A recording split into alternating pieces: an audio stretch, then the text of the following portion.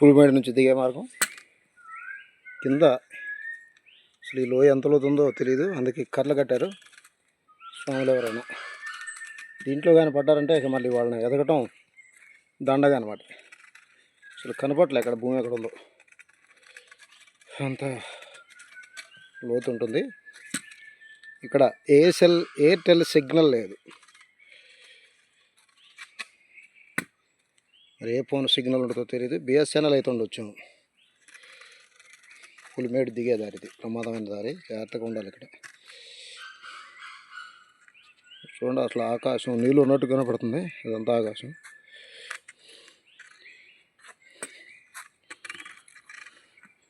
చెట్లు కూడా చెవులు కనపడుతుంటాయి కానీ మొదలు ఎక్కడ ఉన్నాయో తెలియదు, ఎంత లోతులో ఉంటాయి.